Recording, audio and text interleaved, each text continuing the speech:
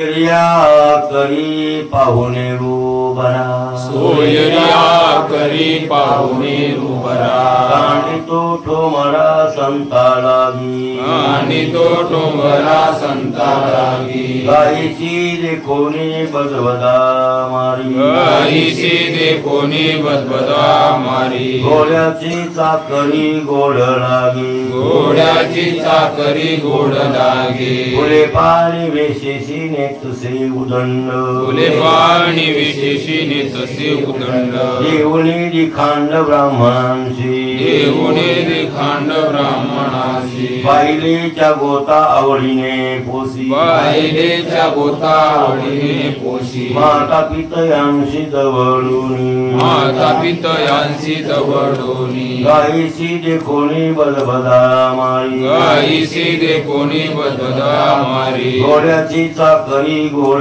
लागी घोड्याची चाकरी गोड लागे तुका म्हणे त्याच्या तुंका तोंडावरी म्हणे त्याच्या तुंका तोंडावरी जातो यमपुरी भोगावया जातो यमपुरी भोगावया गायीशी देखोनी बजबदा मारी गायीशी देखोनी बजबदा मारी घोड्याची चाकरी गोड लागे घोड्याची चाकरी गोड लागे प्रस्तुत प्राप्त भंगी सेवेसाठी निवडलेला अभंग धनुच्या पाठातील जगद्गुरु तुकोबाई जगातील देवडेकरांच्या कृतीप्रमाणे 322 क्रमांकाचा आपला अभंग चालू आहे आणि अभंगाचं दुसरं चरण चालू आहे. पहिलं चरण झालं असं आपण गृहीत धरू.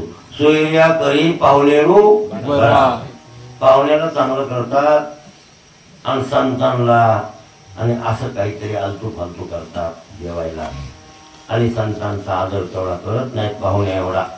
पाहुण्या एवढी प्रीती संतावर नसते आणि असा माणूस पामर समजावा. काय समजावा? विषयी नाही ठेवत. पामर होतो. त्याच्या पुढच्या चरणात म्हणतात गाय सांभाळायला गवाट आणि घोड्याची सेवा तर करावा. घोडा असावं काटेवाड आणि त्याची सेवा करायला काय वाटत नाही. घोड्याची चाकरी गोड लागे. गोड वाटते घोड्याची सेवा. चाकरी म्हणजे सेवा. गायीशी देखोनी बदबदा गायीला बदबदा मारते आणि घोड्याला चोंबाळते. उपयोग व्हायचे. आता खरा उपकारी प्राणी गाय की घोडा? गाय. तसे सर्वच प्राणी उपकारी आहेत. म्हणजे घोड्याला मारावं गायीला मारू नये असं बी नाही. पण इथं महाराजाला म्हणायची घोडण्याला मारा असं नाही महाराज म्हणू लागले. पण गायीपेक्षा निगराणी कोणाची करतात जास्त लोक? घोड्याची लोक सेवा करतात. गायीची एवढं कोण सेवा करायला? पण गायीच्या सेवेमध्ये जे फल आहे अदृष्ट फल दृष्ट फल दोन्ही फल गायी. दृष्ट फलही आहे आणि अदृष्ट फलही आहे. घोड्याच्या सेवेमध्ये फक्त दृष्ट फल आहे. सध्या बसायला मिळते कधीतरी. त्याच्यावर बसून एखाद्या कामाला लवकर जाता येतं इतकं. घोडं वेगानं काम करेल वेगानं जायचं. पण मला वाटते सेवा जास्त करून घेता येते. काम कमी पण सेवा तुम्ही बघा. आणि घोड्याचं आजच्या काळात त्या मोटरसायकलमुळं जिपाईमुळं घोड्याचं काय झाले नामशेष झाले. त्याची काही गरजच वाटणार आपल्याला. काय घोड्याची गरज कोणाला पडायली आहे? फक्त त्या वराठी पुरतं घोडं लागायले. ते उगं थाट म्हणून त्याच्या वराठी फटफट्यावरच येतात. जाऊन देऊ का जाऊन यायले लोक. बरेच लोक फटफटीवर जीपमध्ये नवरदेवाच्या पर्यंत न्यायले ना. काही लोक हौसे मग ते 4-5 हजार 5-10 हजार घोड्यावर देतात. घोड कोणातरी बागून आणतात किरायानं. त्याच्यावर नवरदेव बसवतात.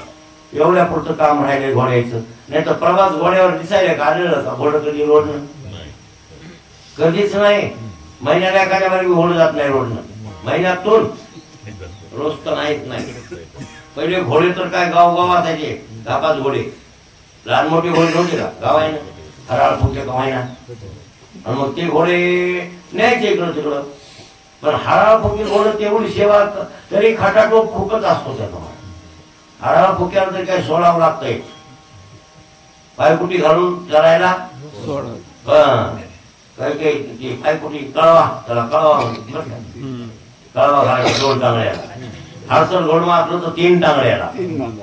काय सांगावं तुम्हाला, आपण लय घोड असला ना ते 3 टांगडे मारून ते तसं अडकूत अडकूत चालायचं, ते सरत होतं उन्हानं. कधी सुटलं तरी बोंबलत पळायचं. लय घोड्याच्या कुठं बेकार पुन्हा त्याला बरं पाणी 2 टाइम चारणं येऊ तेव्हा त्याला पुठाना छोट्या घोड्याला करावं लागतं. मोठ्या घोड्याला तर बाप्पा त्याचं पुसूच नाही. काठ्यावर घोड्याची निगराणी लय करावी लागते महाराज. हो, त्याला बांधून जागा वैरण. ते काय मोकळं सोडायचं चढायचं ते हराळ फुके नाही ते ना, ते बांधूनच असतं घोडं. खरारा करा एक माणूस असतो, खराळा करा एक माणूस स्पेशल. हा, हरभरा खायला हरभऱ्याचा तोबरा, त्याच्या पिशवी घातली तोंडात, त्याच्यात हरभरे टाकायचे, ती पिशवी तोंडात अडकून टाकायची, ती गुळू गुळू गुळू गुळू खातो. त्याचं कारण एक आहे, टोपल्यात ठेवल्यात जमत नाही त्याला. ते टोपल्याचं काय करतं माहिती काय, बाहेर सांगितलं त्याला त्याचे होटा असते तर त्या होटाने असताना ते बाहेर जाणे जाते. मला माहिती आहे हो, सगळं माहिती आहे मला, सगळं करून घोड्याला लय जवळ ते खराळा करायला मांग, ते मांगाला खराळा करायचा 2 टाइम केस काढणं हे करणं निर्मळ ठेवावं लागत होतं. वैरण पेन दाना उभा हरभर चालले उभे फसवलं म्हणजे त्या दादा त्या सुद्धा गोड फसवल ते उभा हरभर नंबर असायचे पेरलेलं, आणि ते वळलं घाट्याला आलं, घाट्याला कोरड्याला ते उपटायचं. तेवढा गट्टा ते मांगानं रोज आणायचा आणि ते गट्टा आणून त्याला चालायचं रोज. मग बाट उपटून वेगळं, कडबा वेगळा, ते वेगळं, पण ते असे म्हणजे त्याला पौष्टिक पदार्थ खायला हरभऱ्यासारखे पौष्टिक आणि त्याला ते खायचं. पुन्हा ते पेन म्हणायचं. पहिल्या काळात पेन वगैरे ते हरभरे वाळलेले हरभरे खायला, असं त्याची खूपच खसालत असते. 2 पाय बंद द्यावं लागायचे. तिकडं पोळी घालायला बांधायला व्हायला 2 ठिकाणी कोणी कोण. त्याला खाली लग्न करायला ते कोळं टाकलेली होती. आम्ही कोळं टाकली, खड्डा खंडा होता आणि त्याच्यावर खोळ टाकून ते लग्न बसलेले मध्ये मुतारी माझा गाव मुतारी सासू नये खड्डा पडते बसायचं त्याला म्हणून. अशी कधी कधी 5-6 महिन्याला पाय तोडायचे खुर्या. लय निगराणी करावं लागत होती घोड्याची निगराणी लय करावं लागत होती महाराज. ते एवढंच की अर्जंट काम काढलं की मग बसलं किंवा वारू सरकणे घ्याय, त्याला काय वारू नावच वारू येते. हो, मग बात करून तर गावाला जाऊन सोनपेठला येत होतं ते मोटरसायकल सरकून कापड असायचं. आणि ते बघा तेवढा वापर ते तितकं काम, पण कामाच्या मनानं बेजारी जास्त. घोडं सांभाळण्यात लय बेजारी महाराज. दादानं मागून हाऊसनं आताही घेतलं होतं ना, मागून एक बांड गोळी घेतलं होतं आता. हा, ते नग वाटलं काय कमडी कोण टाकलं ते बरी बसा ना आता. हो, त्याचं कामच पडणं गेलं, काम नामशेष झाले पहिले. मग घोड्याने कितीतरी निगराणी माणसं घोड्याची करतात आणि घोड्याची निगराणी आणि आहे ते राजकीय आणि ते कसं आहे रजोगुणातले जे थाट माटाचे लोक आहेत काय.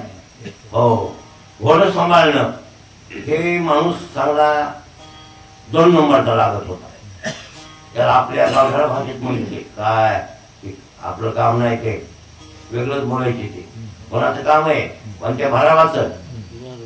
हा, तुम्ही वापर काल युवाई म्हणून लंगोटी गाणीची म्हणून हे म्हणजे काकाशीची बरोबर द्याला प्रमाण देताना चोपले घ्यायला वाटलं नाही इतकं खाली. हा, पण महाराजांना खाली येऊन बोलले तर आपण बोललो ते बसत नाही, पण त्याची बोलायची तसं बसत हा, त्याच्यात तसंच आहे ना. तुकाराम महाराज म्हणजे भले तरी देऊ गांधीची लंगोटी, नाठाळ्याची काठी देऊ माथा, असे महाराज बोलले होते. मग त्याच्यात ते प्रमाण होतं ना ते काशी. आणि बरेच लोक काशीची म्हणतात ना, काऊन म्हणतात ते मग घोडं सांभाळणं काम म्हणजे माधुरी धान्याचं म्हणा की बाई नाही भाऊ, माधुरी माणसाचं कामाची कार्यवाही घोडं सांभाळणं. उगाच कुठं पैशाचा खर्च हेन ते काम दिलं पैशाचं, आणि आज तर ते काल बाहेर झाले कामच माहिती. पहिल्या काळात काम पडत होतं पण काम कमी आणि मेहनत जास्त, बेजारी जास्त. आणि त्याची सेवा करताना हौस वाटत होती त्या धन्याला नाही. कष्टी होत होते का धनी? नाही नाही, हौसाचं काम होत होते. लगाम ते पुसणं कातोरान ते खोगीर झीन त्याला चढविला ते, आणि दिसायला काय काय होते नाही आहे ना, नर आहे नर. घोड्याचं वर्णन करावं तेवढं थोडं महाराज. घोडा चांगला प्राणी आहे आणि ते एक आपल्या म्हणजे संपत्तीचं वैभव आहे. नाही घोड आहे ते. आता त्याचंच वर्णन करू आपण थोडं. आपल्या संपत्तीचं वैभव नाही का ते? आपल्याकडे संपत्ती पायश्वर्य पैसे आदले हे पण सगळं ते असलं घोडं की वैभव वाटतंय माणसाला. काहीतरी वेगळंच वाटतंय ते. हा वैभव आहे ते आपल्या संपत्तीचे नाही भाऊ. बरं नर आहे. हा आणि देवमाने असल्यास तर सगळ्या खोड्या तोळ्याच्या आधी सांगितलं 72 खोड्या असतात घोड्याला. किती? 72 खोड्या आहेत घोड्याला. काय हराळ फुके, पुन्हा सरण फुके घोडे असतात भाऊ. वेगळ्या वेगळ्या नमुन्याचे घोडे लय खोडी घोडे. हो ते एक तिथं देवी लोक आहे तिथं सांगितल्यापेक्षा एकांतात सांग. मग सगळं नाचलं हे केलं ते केलं. कसं नाचलं मला बोलत एकदम चांगले गुणमान आहे. मग कोणी नव्हतं मी इकडे त्याला ही कोडे की नाही कोडे ते ठेवू नको ती बरबादी करून टाक. तुला मी सांगायला त्याला कोडे ही गोड दाखवून गेली. कोणाला म्हणूक म्हणलं कोणी घेत नाही कोण. त्याच्यासाठी म्हणलं मला माहीत मला येईल म्हणलंय म्हणला तुमच्यासारखाच म्हणून लागला मला येईल त्याच्यासाठी थोडी पण मी म्हणलं एवढं मानलंच नाही. आता मला तुमच्यामुळं वाटायला म्हणलं तुम्हाला हे त्याची माहिती का मी वागवली गोळी बाबा माहिती लय खोडसाळा असते बाबा हे खोडसाळे गोळे त्याला म्हणलं का ना सांगितलं त्याच्या भाऊ मी नाही. हो त्याने इकडं ते गोड पण त्याच्या अंगात आणि कलावान माणसं गोळीला असते. हे लक्षात ठेवा नाही भाऊ. कळलं का? जितकी गुण असते तितकी अवगुंडी असते. तुम्ही बघा असते मग हे महाराज काही घोडे त्याच्यात काही घोड्या आणि त्या 72 प्रकारच्या किती प्रकार 72 प्रकार आहे. पण किती घोड्या असल्या तुकाराम महाराज म्हणलेच ना गाठ्यामध्ये आणि ते मान्य बी आहे. त्या लोकांना मान्य परीक्षकांना घोड्याच्या परीक्षकांना गळ्यात इथं देवमन असला कंठाला असते बघा असा गळ्यात मानला देवमन असला की सगळ्या खोड्या दाबल्या जातात. मान्य करी त्याला देवमन नव्हता आणि खोडी तर होती म्हणून त्याला एक म्हणलो की गळ्याला देवमन असता किती खोड्या असू द्या त्या दबून जातात. हो मग घोडा हे नर आहे. सगळ्या प्राण्यातला नर कोण आहे? घोडा नर प्राणी आहे. जगात नर अर्जुन आणि घोडा प्राण्यापैकी. मग कोणी माणूस असो कोणी झाड असो कोणी काय असो काय असो कोणत्या प्राण्यामध्ये मादित्व आहेच. प्रत्येक प्राणी कीटक मुंग्या सहित सुद्धा त्याच्यात मादित्व असतं. आपल्याला सुद्धा मादित्व आहेच. हो पण फक्त नर अर्जुन एक होता. अर्जुनाला स्तन नव्हते बरं काय आणि घोड्याला एक स्तन नसतं. हे 2 नर आहेत. असा नर आपल्या संपत्तीत रजोगुणाप्रमाणे वैभव आहे. रजोगुणाचं काय ते वैभव आहे. रजोगुण आहे त्यात राजस लोकांचं श्रीमंत लोकांचं राजकीय लोकांचं ते वैभव आहे. आणि अशा वैभवानं थाटामाटानं त्या घोड्याचा म्हणजे सांभाळायला सीन वाटत म्हणून तो घोड्याची चाकरी गोड लागे. घोड्याची चाकरी गोड लागे. फक्त वैभव आहे तुमचं आणि एखादं काम आणि आडलं पडलेलं लवकरात लवकर झटकन करून येतं काम करून येतं. बरोबर आहे. तर ते गुणानं हरभरे खायला मिळतात. त्याच्या गुणामुळे फसवण खायला मिळते. त्याचे गुण आहेत ना त्याच्यात. बैलात ते गुण नाहीत. कष्ट करते बैल जास्त का घोडा जास्त? बैल बरोबर आहे नाही भाऊ. आपल्या दावणीला बैल असावे 4 आणि घोडा असावं. निघणारी घोड्याची जास्त बैलाची कमी. मग ते संध्याकाळी तिचं भांडण लागलं कोणाचं ते म्हणले येळवर नांगूळ ओढतो कळण्याशिवाय काही बॉ फेकीत नाही आम्हाला. येळवर नांगूळ ओढावं लागते. भल्या माणसा तू बसून ते बसून हरभरे खातो फसवण खातो नेका गड्डा खातो पुन्हा चोंबाळे आम्हाला कोणी पाठवून का हात कमी झाला. गोळ्याची पळेला धुणार मला त्या पोळ्याचे या पोळ्या. त्या पोळ्याला आणि तू तर आयता खाऊ असं ते बैल म्हणू लागले. घोडं म्हणलं ते बरोबर खरे तुम्ही इळवर नांगूर ओढीत असता म्हणतो पण बुवाचं अर्जंट काम पडल्यावर त्याला कुठे जर लवकरात लवकर जायचं असेल झटकन मला पाय टाकून ये बात करून नेऊन त्याला आणतो. माझे गुण आहे आणि माझ्या गुणामुळे मी हरभर खातोय. तुम्ही मानायची गरज नाही. हे प्रारब्धाचा खेळ आहे. ह्याचा ते खेळ नाही हो. हे नशीब आहे हो. वळे त्या पोटाला जाणं असं मोठ्या मालकाच्या जाणं श्रीरामदासारखे चांगलं का नाही. बुवा निगरामी करतोय जपतय लोकायला चोमाळा आपण बी चोमाळतोय बुवा बरोबर आहे की नाही. कसं आहे अमृता हे नाही उत्तम गती तो एक पावेल उत्तम भोगील जीव काय जरी जन्म मिळाला तर सुखाचा मिळाला बरा की हो बरोबर आहे की नाही भाई. आता तुकाराम महाराज त्याला म्हणावं लागला असतो आता कुत्र्याची चाकरी बुड लागे आता म्हणावं लागला असतं. कुत्रे कराय कुत्र्याची सेवा करते कुत्र्याची सेवा करते पण तशा श्रीमंताच्या घरी कुत्र होऊन जाणं म्हणजे त्या ते पुण्याचं फळ आहे ना.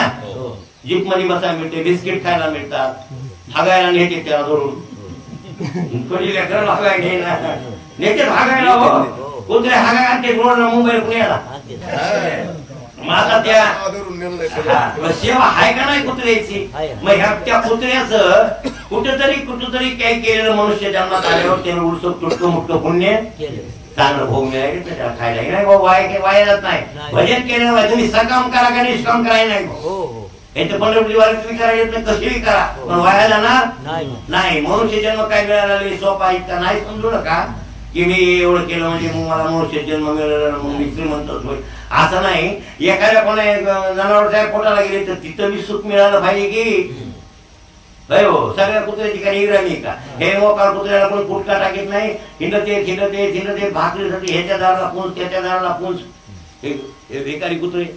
आणि मग तिथं बी पुन्हा एखादा माणूस काठी हाणताय काठी हांडी कोणा पळावं लागतं पुन्हा मग मिठीत पडले एखादी कोणाचा जोडा खायचा ते पोटात भुकाच्या आगीनं जोडा खातायचे जोडा खाल्ल्यावर पुन्हा मला टोचत काही नाही भाऊ काय एक बेजारी सांगाव का हा वाढलेली कुठचे काय कुठं काय कर 2-2 दिवस त्याला खायला मिळत नाही. हे त्याचं बापाचं फळ.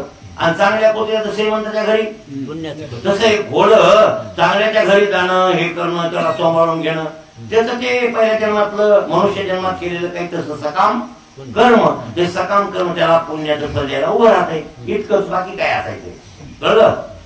महाराज हे असे घोड्याची चाकरी लोक करतात आणि श्रीमंतीनं वैभव म्हणजे राजकीय पद्धतीनं हे घोडे वैभव आहे व्यवहारातलं वैभव असल्यामुळे त्याला सांभाळतात. पण त्याच्यातून काय फल आहे फक्त दृष्ट फल. काय फलाण्या पाटलाच्या काठीवर घोडा आहे कसं आहे काठीवर घोडा आहे फलाण्या पाटलाच्या हे एक नाव लौकिक आपलं. आणि दुसरी गोष्ट ताबडतोब एखादं काम करून येऊ आपण त्याच्या बसून जाऊ याच्यापेक्षा आणखीन काय त्याच्यात काही नाही. पण गायीच्या सेवेमध्ये तुकाराम महाराजाला म्हणायचंय गायीच्या सेवेमध्ये दृष्ट फलही आहे आणि अदृष्ट फलही आहे. दृष्ट फल कसं गायीची तुम्ही निगराणी करा गाय सांभाळा ती पंचगव्य देते त्याला पंचगव्य म्हणजे शास्त्र काय पंचगव्य.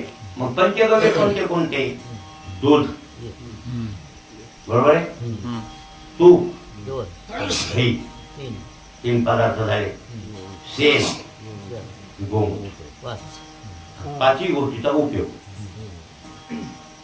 दूध तूप आणि दहीचा उपयोग आहे तुम्हाला माहितच आहे. दही तूप तर तुम्हाला माहित आहे त्याचा काय उपयोग. दही आपण खातो आणि गाई म्हशीपेक्षा खरं दूध गाईचं सांग आरोग्याच्या बाबतीत बुद्धीच्या बाबतीत. बुद्धी जर तेज करायची असेल सगळ्या तीव्र सात्विक बुद्धी ठेवायची असेल बरं काय हे बरं दूध कोणतं खाव मेंढ्याचं त्याला जड झाले त्याच्याला जड झालं नाही. मेंढ्याचं दूध आहे तुझं आहे की नाही. शास्त्रामध्ये गाईचं तूप नसलं आरतीला तर म्हशीचं चालते पण मेंढी फेडीचं शेळीचं तूप चालत. आरती देवाला करायची ते 2च तूप एक तर गाईचं पहिले नंबर आरतीला देवाच्या कोणतं तूप असावं? गाईचं. गाईचं तूप शास्त्रात सांगितलं, गाईचं तूप. देवाची महादेवाची आरती असो, विष्णूची असो, तुळशीची कशाची निरंजनी जर रवाळायची असेल देवाला तर होईल तेवढं गाईचं तूप असावं. आता गाईचं तूप नाहीच तर कोणाच्या तरी तुरळ घरी कुठं तरी असल, पण रोज मिळतं का एवढं? नाही. मग चला त्या जागेवर म्हशीचं चालतंय, पण म्हशीचं पवित्रही नाही अपवित्र आहे. शेळीचं मेंढीचं अपवित्र का? ते दूषित आहे, तमोगुणाचं आहे. ते दूध खाल्लं की तमोगुण वाढतो. कोणता? तमोगुण. जड डोकं पडणं, स्थिरता प्राप्त होणं, नेत्रा येणं, हे कोणतं कार्य आहे? तमोगुणाचं कार्य आहे. नाही रजगुणाचं कार्य नाही, तमोगुणाचं कार्य आहे. आणि तमगुण वाढतंय त्यानं, म्हणून ते दूध नाही पवित्र. म्हशीचं गुण रजगुण वाढीत आहे आणि गाईचं दूध सत्वगुण वाढीत. सत्वगुणाची वृद्धी करायचं असेल तर गाईच्या दुधाला आणि तुम्ही आणि आता आमच्या तोंडाखाली ती न बसल्यामुळं ती सवय कोणती लागलेली आहे? म्हशीची. म्हणून मी आज मग गाईचं खात नाही, खातच नाही. ते तरी नाही, ते पिवळं पिवळं मला कसं तरी पिवळंच वाटते आणि म्हशीचं खवा. आता ती तोंडाखाली सवय समजा, पण सवय जरी असेल तर तेच चांगलं म्हणायचं नाही. चांगलं कोणतं आहे? बुद्धीला उत्कर्ष करणार, बुद्धी तेज करणार, बुद्धी सफाई ठेवणार आणि सत्वगुणाची वृद्धी करणार दूध असेल तर गाईचं दूध. दूध पवित्र आणि गोड हो अशी तोतीची अपात्र हो. पण ते आलेली काशी तर दूध पवित्र आहे, गोड आहे. आणि असं दूध गाईचं आहे, लक्षात ठेवा. पवित्र आहे, गोड आहे. म्हशीचं गोड आहे पण पवित्र नाही. गोड आहे पण पवित्र नाही, लक्षात ठेवा बरं का. गाईचं पवित्र आहे, गोड आहे. बर, गाईचं दूध तुष्टी देत आणि पुष्टी देत. म्हशीचं दूध पुष्टी देत पण तुष्टी देत नाही, हे महत्वाचं. तुष्टी म्हणजे संतुष्टता. तुष्टी काम काय? संतुष्टता. म्हशीच्या दुधानं पुष्टी मिळते, तुष्टी नाही मिळणार. गाईच्या दुधानं पुष्टी मिळेल आणि तुष्टी मिळेल. म्हणून लहान लेकराला डॉक्टर सुद्धा सांगतात की बच्चा जर लेकरू असेल तर त्याला होईल तेवढं गाईचं दूध पाहिजे. म्हशीचं नाही सांगितलं. लहान लेकराला, बच्चा लेकराला 2 महिने 4 महिन्याच्या 5 महिन्याच्या गाईचं दूध त्याला सांगितलंय. डॉक्टर सुद्धा मान्य करतात की गाईचं दूध द्या. आईचं कमी पडत असेल तर गाईचं दूध पवित्र आहे महाराज. ते तुष्टी पुष्टी वर्धदायक आहे आणि शरीरातले सगळे घटक लागते तेवढे. आणि म्हणून तर ताक प्याव गायचं, दही प्याव गायचं. तुमच्या शरीरात जे काही रोग आहेत ते रोग सफाई करून त्याच्यात खूप बरेच गुण आहेत त्या गाईच्या दुधात. गाईच्या दुधात खूप असे. म्हणून धर्मराजानं यक्षच्या उत्तरामध्ये यक्ष म्हणला होता त्या धर्मराजाला, ते भाऊन गेले त्यावेळेला त्या तळ्यावर. 100 प्रश्न आहेत ना यक्षाचे. किती प्रश्न? 100 प्रश्न आहेत यक्षाचे. त्यामध्ये एक प्रश्न होता की कलियुगातलं आणि मृत्यूलोकातलं अमृत कोणतं, असं त्यानं विचारलं होतं यक्षानं. तर त्याच्यात उत्तर दिलं तर धर्मराजानं, गाईचं दूध हे मृत्यूलोकातलं अमृत आहे. काय म्हणले धर्मराज? गाईचं दूध मृत्यूलोकातलं अमृत आहे, असं धर्मराजाचं उत्तर आहे. आणि गाईचं दुधाला दूध म्हणूच नका, काय म्हणावं? जसं गंगेचं पाणी, ही गंगा बरं, ही गंगा नाही हिमालयावरली, अलकनंदा, मंदाकिनी, गंगोत्री, मेघकोण, देवप्रयाग, तिचं पाणी, त्या नदीचं पाणी नाही, औषधी. काय ते औषधी आहे महाराज. तसं पाणी तुम्हाला जगातच नाही कुठे. तुम्ही कुठे हिंडलेत पृथ्वीवर, कुठे हिंडलेत तर त्या पाण्यासारखं पाणी नाही. गंगेच्या पाण्यात इतकं पाणी आहे, औषधी आणि अमृत आहे. म्हणून गंगेच्या पाण्याला पाणी म्हणू नका, ते अमृत आहे, औषधी. तसं गाईच्या दुधाला दूध नाही म्हणायचं, मग काय म्हणायचं? म्हणून पंचामृत. आणि खरं तर ते अमृत गाईचं दूध. आता गाईचं नसल्यामुळे म्हशीचं जमतंय म्हणायलो ना, नाही तर अभिषेकाला ह्याला काय असावं? गाईचं दूध. शहर मध्ये ते ऐकत घ्यायच लोक कोणतं दुकानावर हे खालकाळे चांगले का ते? पतंजलीचं नाही नाही नाही नाही नाही, ते घेऊच नका, ते घेऊ नये. हे आता काढलेलं ताजं, सकाळ काढलेलं संध्याकाळी हे दूध, हे नाही ते महाराज.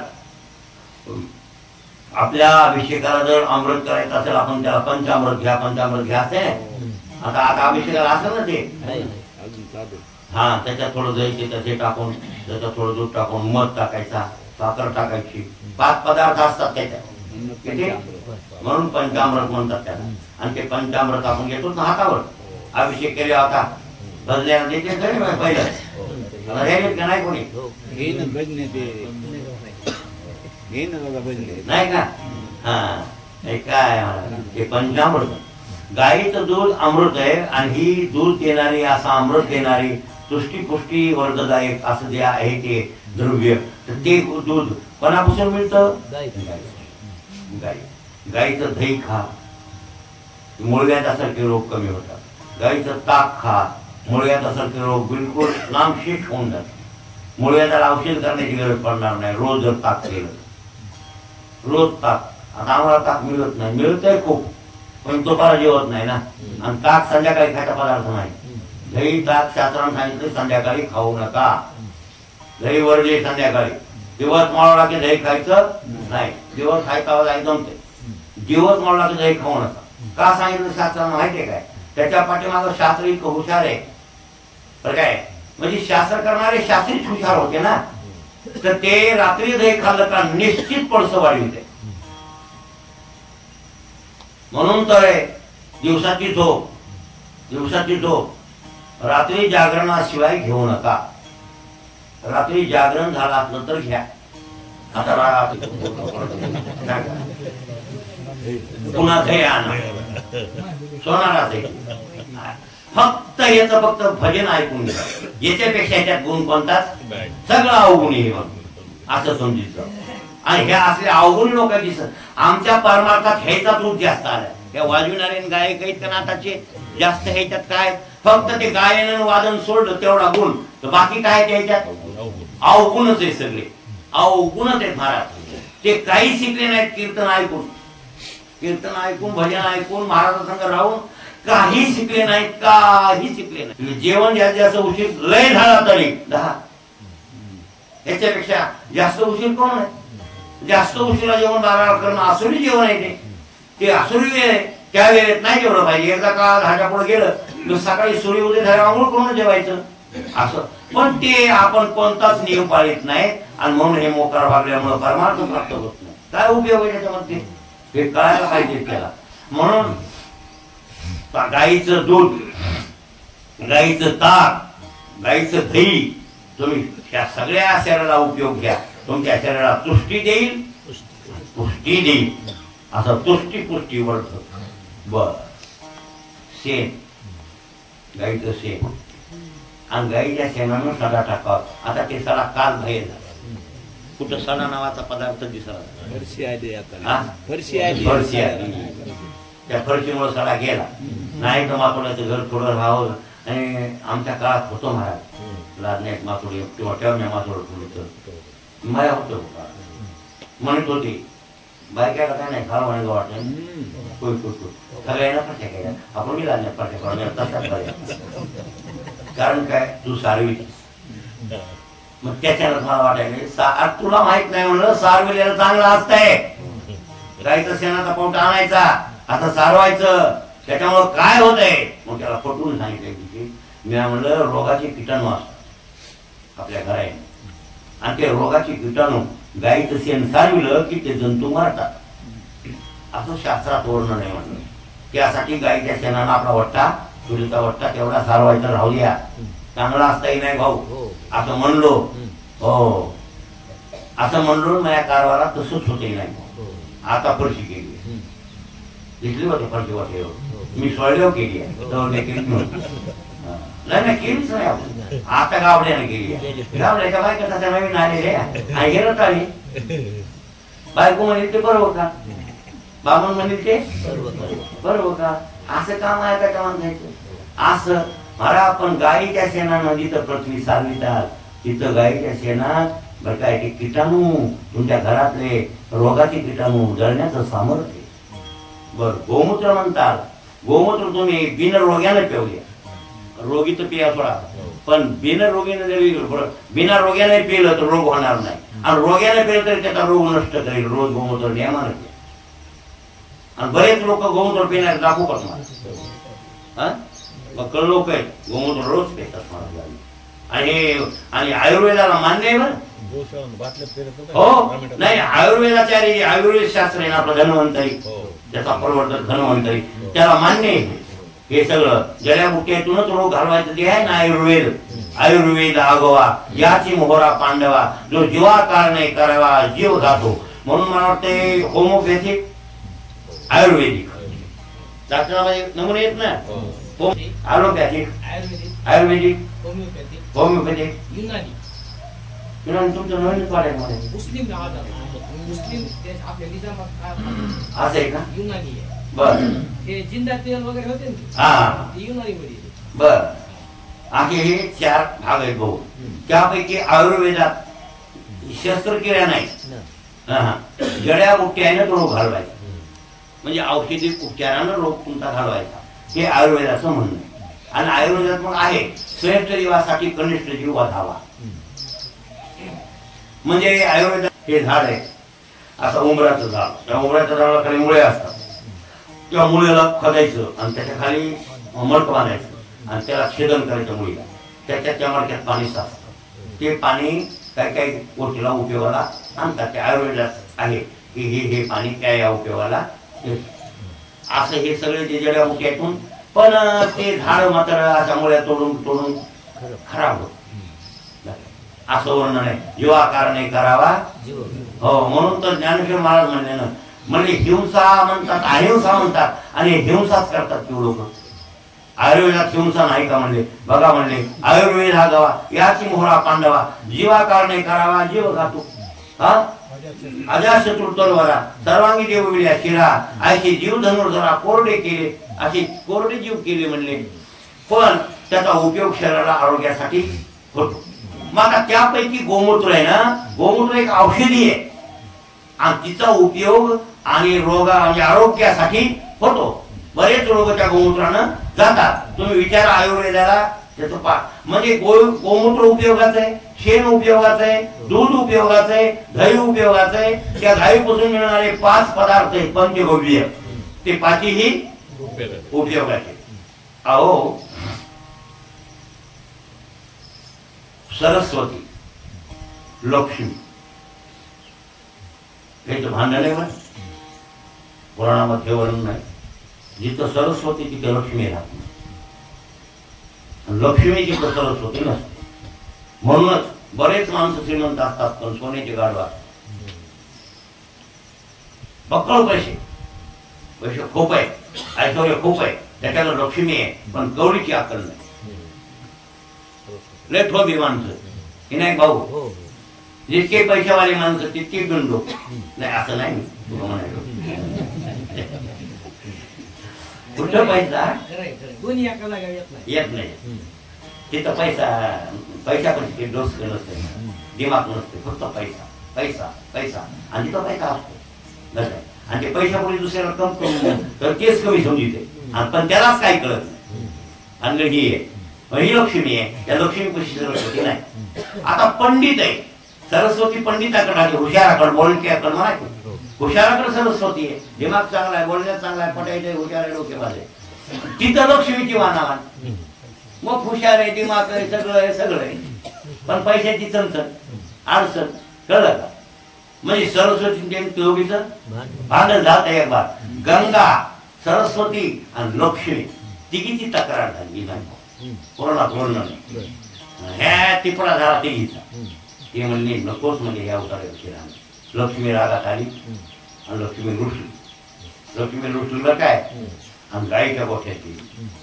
वकल गाय होत्या त्या गायीच्या गोठ्यात गेली आणि लक्ष्मी गोठ्यात जाऊन म्हणू लागली मी येऊ का तुमच्या मला राहू द्या मला त्याच्यात राहायचं नाही म्हणजे. त्या गंगी सगळं त्या सरस्वती नाही मला नाही राहायचं म्हणली मला तुमच्यात यावं आहे. गाय म्हणले आमच्यात येऊ नका लग्न तो आमच्यात आली गेली फळ्या कशी. कारण काय लक्ष्मी म्हणजे गुन्हा नोसलीच नाही माणसं आहे का आगाऊपणा करायला वाटते बरोबर आहे की नाही. हा सरस्वतीवाले माणसं थोडे पंडित हुशार असतात बोलके. हा पण ते लक्ष्मीची माणसं आडमुठा असतात बेंडवाक्याचे असतात हो कुठे हाणून ना पैशामुळे फक्त राव राव राव राव राव कशामुळे झालाय? काही म्हणा म्हणली माय तुम्ही मला मला राव घ्या, मला दुसरीकडे नका जाऊ देऊ, अशी कोण म्हणायची? लक्ष्मी. गाई म्हणजे आमच्यात राहूच नको, आमच्यात राहिला तू फळ्यात होशील माय, तुला राहायचंय तर आमच्या शेणात राह. इथवर जागा मिळेल बघ, आमच्या गोट्यात तो यायचं नाही, राहायचंय तर शेणात पाठीमाग, त्या शेणात राहाय पण आमच्यात येऊ नको. मग लक्ष्मीने वास केला काय? मग गायच्या शेणात कोणही नाही मग लक्ष्मी. मग आपल्याला गाय कुठं आपल्या घरी आहे का गाय? मग कशी मिळेल लक्ष्मी? मग प्रत्येक शेतकऱ्यानं एक तरी गाय सांभाळली, शेतकऱ्याच्या घरदारात एक तरी गाय असावी. प्रत्येक शेतकऱ्याकडे गाय आपलं जरूर. आणि गायीच्या आता शहरात आणखीन काय काय ते उद्या त्याला सांगू, टाइम संपत. पण गायीच्या शेणात लक्ष्मी मात्र निश्चित आहे बघा. कशात? शेणात नाही भाऊ, शेणात लक्ष्मी या. म्हणून गायीचं शेण तुम्ही सारवायला घ्या, त्याचा खत म्हणून टाका, काही करा, ते उपयोगाचं आहे. हो इतकं शेण. बरं गायीच्या शेणाचा कधी वास येत आहे का? निर्मळ महाराज शेण काढलेले. हो नाही तुम्हाला ह्याच्यात लबाड वाटत? घरी शेणकाळी होती हो, घरी शेण टाकायला चार म्हणला माहिती, तुम्हाला माहिती आहे शेणकाळे नेहमी राहतो टाकल्या अंत्यविधीला देखील गौऱ्याला लागते. हो. आता शेतात ढोर बांधल्या आपल्या आकाड्यावर बांधित नव्हती ना, ढोर बैल शेतात बांधायचे. हो सगळं शेण फोडण्याचं काम मला लागत होती बाबा. तेव्हा शेण फोड घरी आवतो घेऊन लोक जायचे, जाऊ तुमचे जोडीदार शेण फोड द्यायची फोड. वळण राव काय राव वळण अडचण. म्हणून मग शेण कसं पडायचं, भारी करायचं असं करून असं, आणि पुन्हा मग फेकायचं असं सांगायचं, ते शिकवायचं ना मला. ते शेण व्यवस्थित करायचं फोडायचं, आणि ती एक एक दावण इतके 4-4 दिवस 8-8 दिवस एखाद्या पहा, पुन्हा दावण घातला कुठं ठोकून ते गै पिकायचं ना. तोडवलेला त्या गायच्या शेणानं लग्न नाही खूप, आणि शेण फोडायची नाही. कधी वास आला नाही, कधी वास असा घाण वाटले, निर्मळ माया येत होत त्याच्याने. असं शेण या फोडायचं, लय फोडले शेण, थोडं नाही म्हणाला, रोज फोडलं रोज. गाय कशी गायला सांभाळायचं, गाय होत्या वगैरे तुम्हाला माहिती आहे का? गाय दुसरी होत्या की किती गेलं ना कोणी मिळाय वळायच मिळेल ना. काय करावं, माणूसच नाही कोणी. असं झालं कधी कधी एक दिवशी म्हणून गुर पहिलं कसं होतं, गुरक्याला धनकुट बी आलं तर रोजगार लागत होता, आणि घोरक्याची ड्युटी म्हणजे चंद्र सूर्यासारखी. गळ्याला तरी खाडा केला तरी जमल, बैल उठवल्या, ढोर उठून जमत नाही नाही भाऊ. म्हणून त्या गुरक्याला काही दुःख नाही आलं तर रोजगार लावायचं, बालकाची ढोर लावलेला नाही राहिले पाहिजे. पण आताची गुरकी असे मला धनकुट आले बघा तुमचं. एक तर गुरकी उगाच गावाला गेला, ढोर बांधून मी दुपा आता हा बाजू ढोर कसे जोडले गेलो घरला. ते म्हणजे पळलं जायचं म्हणला, ते आणून गाव का त्याचा बापाला म्हणला ते तर ते गेला तर तुम्ही ते मायान होत नाही म्हणलं. आता ढोर तर जाऊन जाय विके साहेब म्यावर नेले ढोर चारायला नदीला, सोडले नदीला चारायला नेले, 4 वाजता चारले. डोसक्याला ताण आला, गुरकी होत नाही, ते घोड वाटून टाकतो, वाटून टाक म्या बोलले नकोच म्हणलं. कुठंच राहिलं नाही काय मला बोलू गेला 3 दिवस आलं नाही पोट, 3 दिवस ढोर म्या बोलली. रोज न्यायची चालून आणायची, रोज न्यायची चालून आणायची. बरं ती ढोरा मग उभा बरोबर बसून देत नाही, बसून देत नाही. काय करावं, ह्या शिपाई हे याला काळ आला बेकार. नाहीतर गाई लई चांगल्या असतात गायच्या गोठ्यात, लक्ष्मी गायच्या गोठ्यात. पण काय करावं, म्हणून पण एकच ठिकाणी ना गाय. पण आता तुम्हाला पैसा पाहिजे ना, तुम्हाला काय पाहिजे, पैसा पाहिजे, ते काय पाहिजे नाही बाकी. पण याच्या पाठीमागे अरे आरोग्य बी आहे, आणि आज गायीच्या सेवेत देव बी मिळते.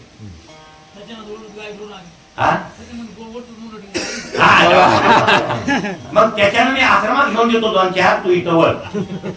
ते काय म्हणाय गायची सेवा म्हणून तर मी ढोर घेऊन जातो म्हणायला. होय गायची सेवा करतोस का संसार करतोस? संसार जास्त आहे. मग परमार्थ करायचा आहे तर कोणाच्या दुसऱ्याच्या वळायच्या इथं आश्रमात घेऊन देतो 2-4 तर वळ मग महाराज नाही ते आपला लोभ आहे स्वार्थ आहे पण असो शेतकऱ्याकडे एखादी गाय चांगलं आहे गाय आपण आवश्यक आहे